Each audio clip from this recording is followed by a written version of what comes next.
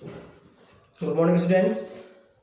आज हम बहुत ही महत्वपूर्ण टॉपिक क्लास 11 से रिलेटेड संघ प्रोटोजोआ जो अकशेरुकीय प्राणियों के अंतर्गत आते हैं, संघ प्रोटोजोआ के बारे में स्टडी करेंगे कि संघ प्रोटोजोआ संघ के जंतुओं के कौन कौन से लक्षण हैं और इसमें कौन कौन से जंतु आते हैं, इसके बारे में हम आज जानकारी प्राप्त करेंगे। प्यारे दोस्तों, इसको जानने से पहले हम आपको एक महत्वपूर्ण जानकारी दे दें कि जो मेरा चैनल साइंस सक्सेस के नाम से था उसको चेंज कर दिया गया है, तैयारी फॉर साइंस कर दिया गया है। प्लीज़ आप तैयारी फॉर साइंस को सब्सक्राइब करेंगे, दोस्तों को शेयर करेंगे और बताएंगे कि जो भी महत्वपूर्ण अपलोड किए जा रहे हैं वीडियो वो तैयारी फॉर साइंस को सब्सक्राइब करने पर मिलेंगे। ठीक है, चलिए हम देखते हैं कि संघ प्रोटोजोआ संघ के प्रमुख लक्षण कौन कौन से हैं। तो प्यारे छात्र एवं छात्राओं, आपको हम बता दें कि संघ प्रोटोजोआ के जो लक्षण होते हैं या उनमें कौन कौन से जंतु आते हैं, तो इसको हम देखते हैं। तो सबसे पहले देखेंगे इनके शब्दों के नाम पर कि इनके शब्दों के आधार पर इनको कैसे हम डिस्टिंग्विश करेंगे या इनके विभेदिक लक्षण कैसे प्राप्त करेंगे। तो यहाँ देखेंगे संघ प्रोटोजोआ या फाइलम जो होते हैं प्रोटोजोआ, जो कि अकशेरुकीय प्राणियों का सबसे पहला जो संघ है प्रोटोजोआ है। अकशेरुकीय प्राणियों में आने वाले जो संघ हैं जैसे protozoa, porifera, coelenterata, cnidaria, aschelminthes, nematoda, annelida, arthropoda, mollusca, echinodermata. ठीक है, ये जितने भी संघ हैं, यह संघ जितने भी संघ हैं वो सभी अकशेरुकीय प्राणियों के अंतर्गत आते हैं। तो अकशेरुकीय प्राणियों के अंतर्गत जो सबसे पहला संघ है वह प्रोटोजोआ है। अब इसको हम कैसे इसके विभेदिक लक्षण को जानेंगे और इसमें कौन कौन से जंतु आते हैं इसको देखते हैं। तो देखेंगे the word protozoa derived from two words protos plus zoa. Protos plus zoa यानी जो प्रोटोजोआ वर्ड है, शब्द है, दो शब्दों से मिलकर के बना है, प्रोटोज एंड जोआ। प्रोटोज के मतलब होता है फर्स्ट, इसको क्या कह सकते हैं फर्स्ट, और जोआ मीन्स क्या होता है एनिमल। एनिमल यानी फर्स्ट को क्या कह सकते हैं प्रथम, और एनिमल को क्या कह सकते हैं जंतु। ठीक है, यानी सबसे पहले जो जंतु थे मिले, प्राप्त, जो सर्च किया गया या कह सकते हैं कि वैज्ञानिकों के द्वारा खोजा गया, वह सबसे पहले जो जंतु थे जो माइक्रोस्कोपिक थे वह संघ प्रोटोजोआ में रखे गए, इसलिए इनको प्रथम जंतु भी कहा गया। क्या कहा गया? प्रथम जंतु। कभी कभी प्रोटोज का मतलब हम माइक्रोस्कोप से भी निकालते हैं, माइक्रोस्कोप यानी माइक्रोस्कोपिक एनिमल, माइक्रोस्कोपिक एनिमल यानी सूक्ष्मदर्शी के द्वारा देखे जाने वाले यह जंतु जो हैं, उन सभी जंतुओं को हम प्रोटोजोआ संघ में अध्ययन करते हैं। तो सबसे पहला लक्षण आप देखेंगे कि जो प्रोटोजोआ संघ का लक्षण है वह क्या होता है कि ये माइक्रोस्कोपिक होते हैं। क्या होते हैं? माइक्रोस्कोपिक होते हैं। माइक्रोस्कोपिक यानी सूक्ष्मदर्शी के द्वारा देखे जाने वाले जंतु, those animals which are not visible by naked eyes, जिनको हमारी नंगी आंखें नहीं देख सकती, उनको देखने के लिए हम किसका प्रयोग करते हैं? माइक्रोस्कोप का प्रयोग करते हैं, सूक्ष्मदर्शी का प्रयोग करते हैं, और सूक्ष्मदर्शी के द्वारा देखे जाने वाले जंतु माइक्रोस्कोपिक कहलाते हैं। क्या कहलाते हैं? माइक्रोस्कोपिक कहलाते हैं। और यही जो जंतु हैं इसको हम फर्स्ट एनिमल यानी प्रथम जंतु कहलाते हैं। यानी सभी संघ प्रोटोजोआ के जंतु हैं वो सबसे पहले कौन से एनिमल रखे गए? माइक्रोस्कोपिक रखे गए। ठीक है, दूसरा देखेंगे इसके महत्वपूर्ण लक्षण क्या है। जो दूसरा महत्वपूर्ण लक्षण है तो देखेंगे कहाँ पाए जाते हैं, है ना, इनका हैबिटेट क्या है, इनका जो है वासस्थान कहाँ है। तो आप बता देंगे दे आर कॉस्मोपोलिटन, यानी सब जो है सर्वत्र विद्यमान होते हैं। ये मृदा में, वायु में, जल में, नमी मिट्टी में, है ना, कीचड़ में, यानी एवरीवेयर जो है यह प्रेजेंट होते हैं। तो आप कह सकते हैं कि यह सर्व विद्यमान होते हैं। यह दूसरा लक्षण हो जाएगा इसका। ठीक है, मतलब सर्व विद्यमान कॉस्मोपोलिटन होते हैं। ठीक है, अब तीसरा जो होगा आपका महत्वपूर्ण लक्षण, इसको बता दें कि प्रोटोजोआ के संघ के जो जंतु होते हैं उनमें किस प्रकार से लोकोमोशन होता है। लोकोमोशन का मतलब क्या होता है?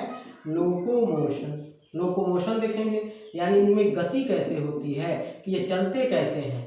तो गति कैसे होती है, तो इसको देखने के लिए हम आपको बता दें कि जो डिफरेंट तरह के जो ऑर्गेनिज्म होते हैं या कह सकते हैं इसमें जो जीव हैं वह अलग अलग जो है माध्यमों से, अलग अलग अंगों के माध्यम से अपना गमन करते हैं। जैसे कुछ में जो होता है स्यूडोपोडिया पाया जाता है, स्यूडोपोडिया। स्यूडोपोडिया को हम कहते हैं कूटपाद। क्या कहते हैं? कूटपाद, अभी हम बताते हैं। उसके बाद कुछ में जो होता है सीलिया होता है। सीलिया को क्या कहते हैं? पक्षमाविका कहते हैं, पक्षमाविका कहते हैं। और कुछ में जो होता है फ्लैजला पाया जाता है, फ्लैजला, यानी इसको हिंदी में कहते हैं कशाभिका, कशाभिका। ठीक है। अब हम देखते हैं कि किसमें स्यूडोपोडिया कूटपाद पाया जाता है। तो जो स्यूडोपोडिया है, स्यूडोपोडिया है वह अमीबा में पाया जाता है। कहाँ पाया जाता है? अमीबा में, अमीबा में पाया जाता है। अमीबा प्रोटियस का नाम आप सुने होंगे। तो स्यूडोपोडिया अमीबा में पाया जाता है, यानी अमीबा के जो आकार है, ठीक है, इस पार्ट को हम क्या कहते हैं? स्यूडोपोडिया कहते हैं। ठीक है। तो अमीबा में न्यूक्लियस है और इसके जो सराउंडिंग जो बॉडी सरफेस है, इसको हम स्यूडोपोडिया के नाम से जानते हैं। ठीक है। तो स्यूडोपोडिया को अपने बना करके, बिगड़ा करके यह जो है लोकोमोशन करता है, गति करता है। दूसरा हम देखते हैं सीलिया क्या है। तो सीलिया जो होती है पक्षमाविका कहते हैं। तो पैरामीशियम का आकार आप लोगों ने देखा होगा, पैरामीशियम का आकार आप लोग देखे होंगे। तो ऐसे किनारे किनारे ऐसे छोटे छोटे हेयर लाइक स्ट्रक्चर्स होते हैं, ऐसे छोटे छोटे हेयर लाइक स्ट्रक्चर होते हैं, ऐसे लगे होते हैं। तो इसको हम कहते हैं सीलिया। क्या कहते हैं? सीलिया कहते हैं। क्या होगा?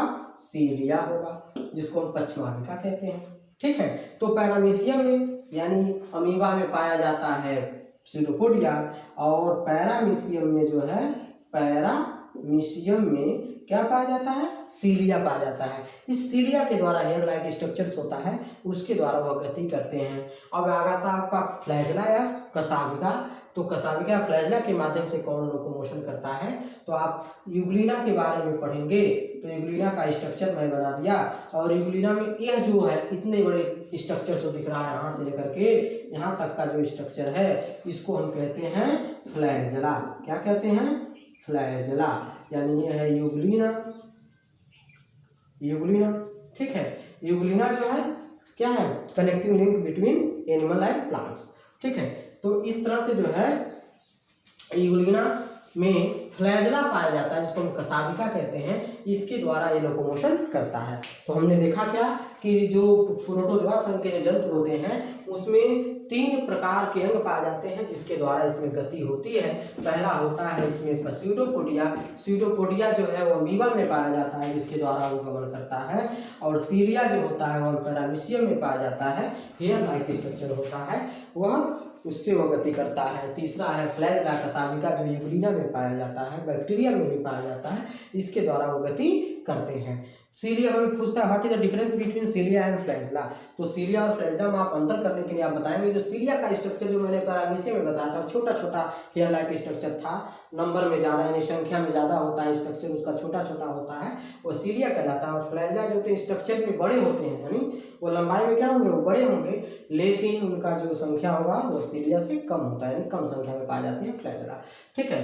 अब इसका अगला महत्वपूर्ण लक्षण मैं देखता हूँ कि प्रोटोजोआ संघ के जो जंतु होते हैं, वह प्रोटोजोआ संघ के जंतुओं में किस प्रकार से लोकोमोशन होता है, इसको मैंने देखा। किस प्रकार से इसमें न्यूट्रिशन होता है। न्यूट्रिशन का मतलब क्या होता है? पोषण। न्यूट्रिशन का मतलब क्या होता है? पोषण। यानी पोषण कैसे होता है, तो पोषण देखते हैं। तो पोषण देखेंगे तो पोषण क्या है? होलोजोइक, होलोजोइक, होलोफाइटिक, होलोफाइटिक या मिक्सोट्रॉपिक, मिक्सोट्रॉपिक। इसको देख लेते हैं।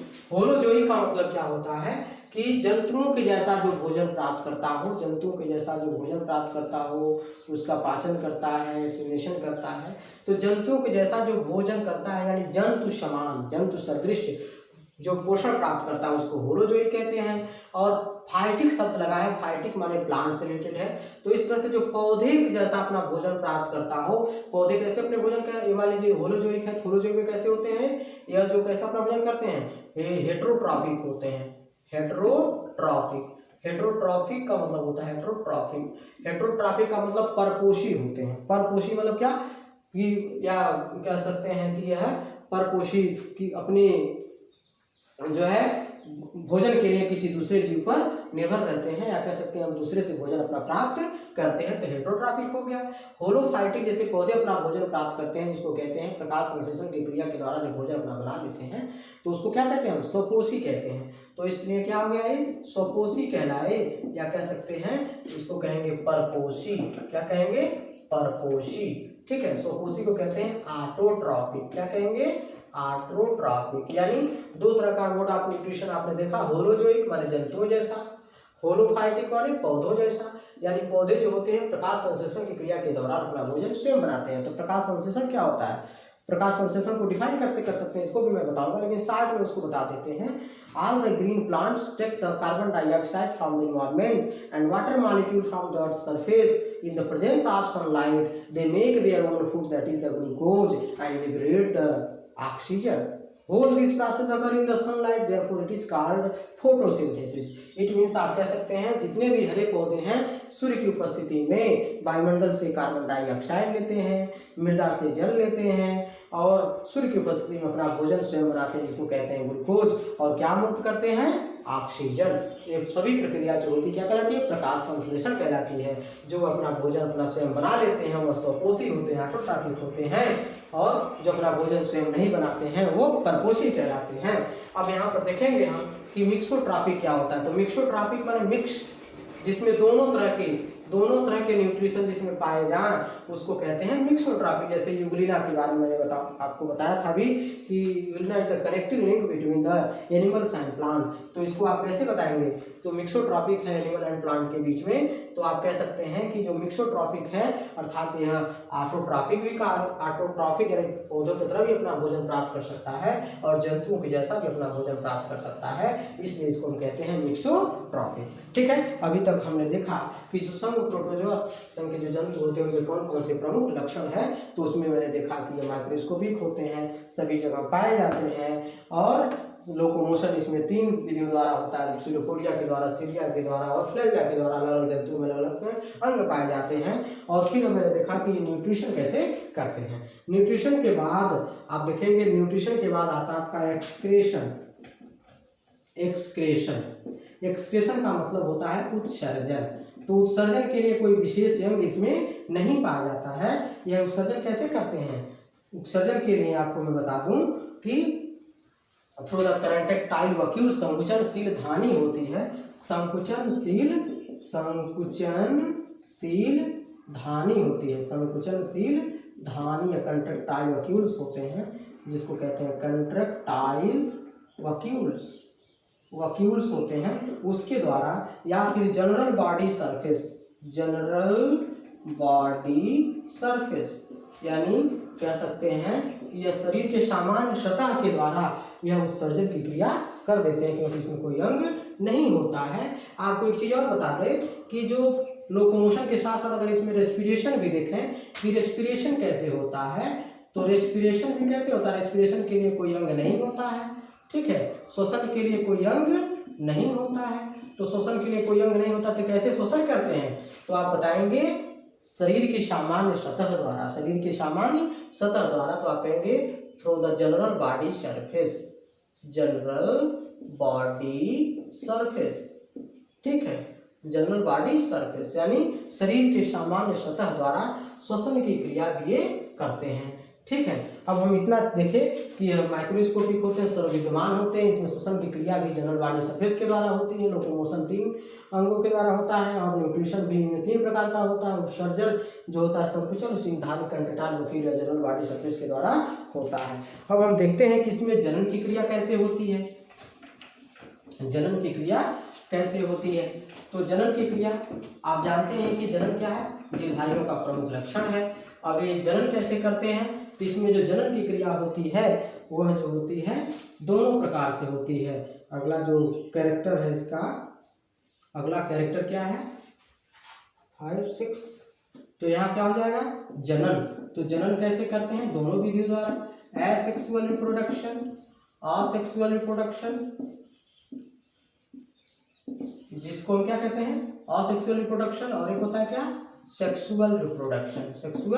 रिप्रोडक्शन। असेक्सुअल रिप्रोडक्शन को हम अलैंगिक जनन और सेक्सुअल रिप्रोडक्शन को जो क्या है हम लैंगिक जनन कहते हैं। अलैंगिक जनन के द्वारा, अलैंगिक जनन भी होता है इसमें, अलैंगिक जनन जैसे मैंने बताया था अमीबा में बाइनरी फ्यूजन होता है, मल्टीपल फ्यूजन होता है, तो सेक्सुअल रिप्रोडक्शन हो गया।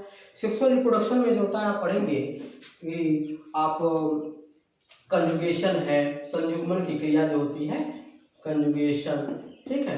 तो संयुग्मन की क्रिया क्या है, प्रकार का सेक्सुअल रिप्रोडक्शन का एक मेथड है, ठीक है। वास्तविक लैंगिक जनन तो एब्सेंट होता है, लेकिन कंजुगेशन एक प्रोसेस है जो इसको हम मान सकते हैं कि एक ऐसा रिप्रोडक्शन है सेक्सुअल है, ठीक है। और इसका एग्जाम्पल हम बता दें आपको कि संघ प्रोटोजोआ में कौन कौन से जुधारी आते हैं। तो अमीबा है, अमीबा है, अमीबा के बारे में सभी लोग जानते हैं, अमीबा प्रोटियस हो गया, यूग्लिना है, यूग्लिना है, ठीक है। एंट अमीबा है, एंट अमीबा, हिस्टोलिटिका जिससे पेचिस रोग होता है, एंट अमीबा हिस्टोलिटिका, एंट अमीबा हिस्टोलिटिका, एंट अमीबा जिंजिविलिस, एंट अमीबा कोलाई, एंट अमीबा हर्टमानी, है ना।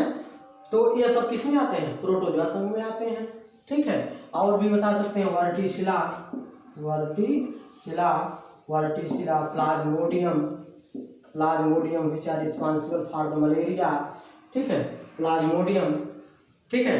तो there are different types of the animals which are include in the phylum protozoa. तो प्रोटोजोआ को आप इजीली इसको डिफाइन कर सकते हैं, इसके कैरेक्टर को बता सकते हैं और इसमें कौन कौन से जुधारी पाए जाते हैं इसके बारे में आप बता सकते हैं। आगे हम प्रोटोजोआ के बाद पोरीफेरा आता है, पोरीफेरा के बारे में, उनके लक्षण के बारे में बताएंगे, उसमें कौन कौन से जंतु आते हैं उसके बारे में आपको बताएंगे। फिर पोरीफेरा, सिनेटेटा, cnidaria, aschelminthes, nematoda, annelida, arthropoda, mollusca, echinodermata, एक क्रमशः आपको एक एक करके मैं सभी जुधारियों के प्रमुख लक्षण और उनमें पाए जाने वाले कौन कौन से जंतु उनके उदाहरण को मैं बताऊंगा। धन्यवाद।